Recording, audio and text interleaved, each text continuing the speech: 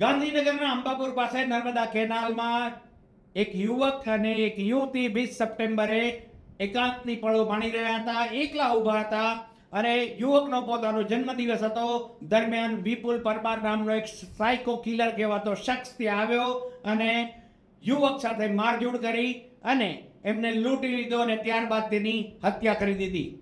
એકમાત્ર ચશ્માદીદ પેલી યુવતી ઘાયલ થઈ હતી અને તેને સારવાર માટે હોસ્પિટલમાં લઈ જવામાં આવી હતી અને ત્યારબાદ હોસ્પિટલમાંથી તેને રજા આપવામાં આવી છે.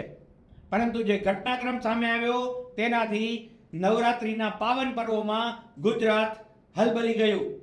કારણ કે 1-2 વર્ષ પહેલા વડોદરા અને સુરત બાજુ પણ એવી ઘટનાઓ ઘટી હતી, જેનાથી રાજ્યભરમાં કાયદો અને વ્યવસ્થાની સ્થિતિ સામે હાહાકાર મચી ગયો હતો. એવું પણ કહેવાય છે કે નવરાત્રી દરમિયાન એકલા અટુલા નિર્જન વિસ્તારમાં જતા યુવક યુવતીઓ ચેતી જાય, કારણ કે આવા મનોવિકૃત લોકો ક્યારે તેમની એકલતાનો ગેરલાભ ઉઠાવી જાય છે એ ક્યારેય કળી શકાતું નથી. પોલીસને આ બાબતની ગંધ સુદ્ધા નથી આવતી અને તમે જેવી નિર્જન જગ્યા પસંદ કરો છો ત્યાં સીસીટીવી કેમેરા પણ નથી હોતા. આ પરિણામે કેટલી યુવતીઓ કોઈની પણ ગમે તેવી મનોવિકૃતિનો શિકાર બની શકે છે. નવરાત્રિના પર્વને હજુ પણ 5 દિવસ બાકી છે, ત્યારે ગાંધીનગરના અંબાપુર નર્મદા કેનાલ પાસેની ઘટના જેવી દુર્ઘટના ન બને તેની આજના ગરબે રમવા જતા યુવક યુવતીઓ ખાસ ધ્યાન રાખે અને સતર્કતા દાખવે.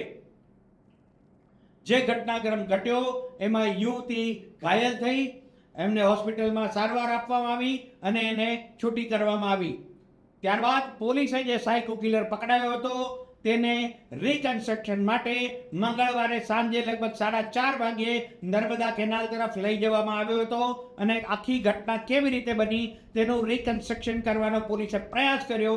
આ દરમિયાન સાયકો કિલરે એક પોલીસ જવાનના કમરે લટકતી રિવોલ્વર પર હાથ નાખ્યો અને વળતો પ્રહાર કરવાની કોશિશ કરી અને જાડી તરફ ભાગવા પ્રયાસ કર્યો. આ દરમિયાન ગાંધીનગરના જાપ્તાના પોલીસ અધિકારીઓએ, પોલીસ ઓફિસરોએ સાયકો કિલર વિપુલ પરમારને રોકવાની કોશિશ કરી અને જેમાં તેનું એન્કાઉન્ટર થઈ ગયું.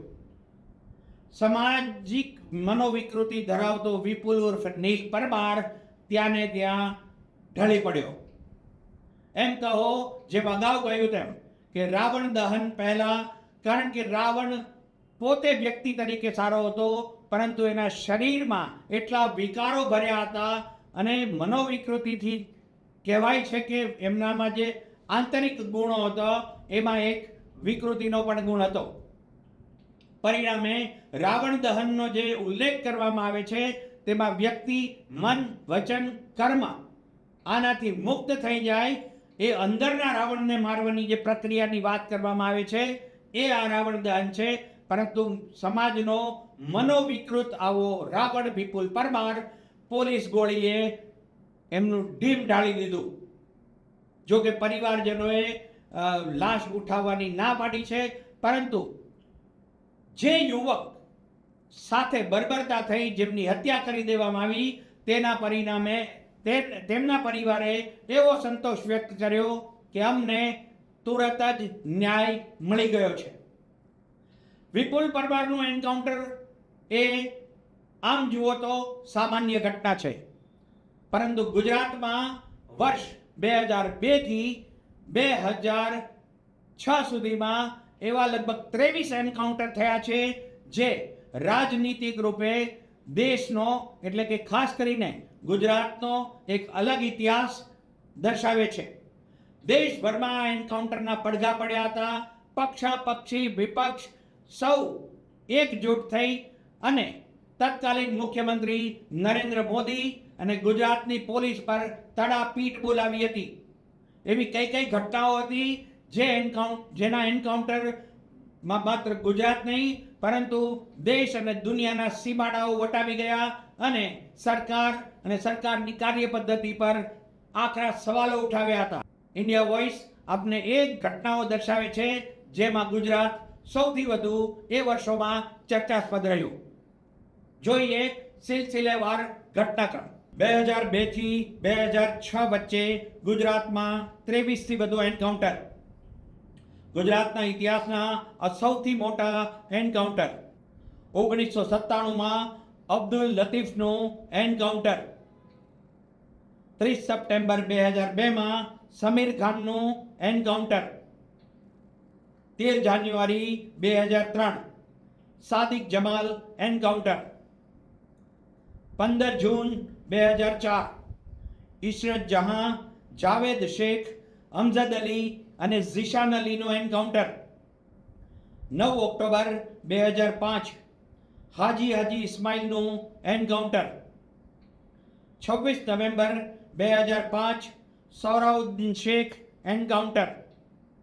29 નવેમ્બર 2005 સોહરાબુદ્દીનની પત્ની કૌશરબી.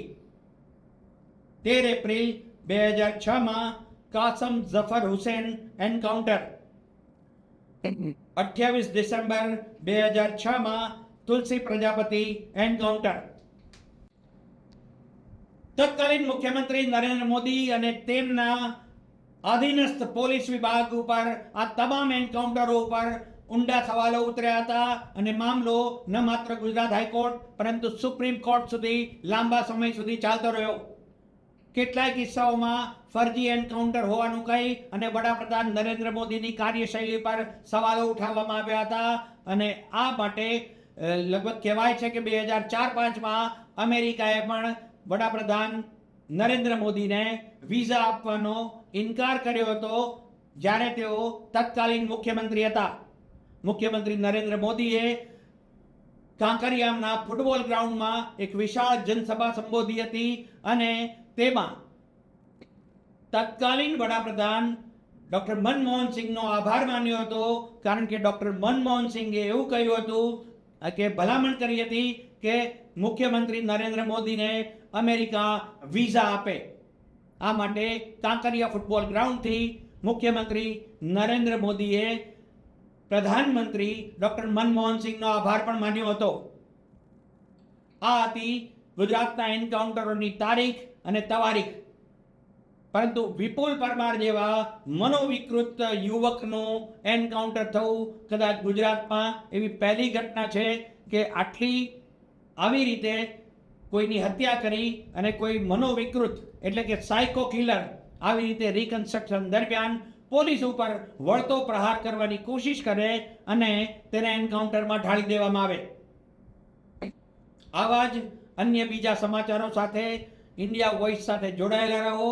અમને લાઈક કરો, શેર કરો અને સબસ્ક્રાઇબ કરવાનું ચૂકશો નહીં. જોતા રહો ઇન્ડિયા વોઇસ ગુજરાત. નમસ્કાર.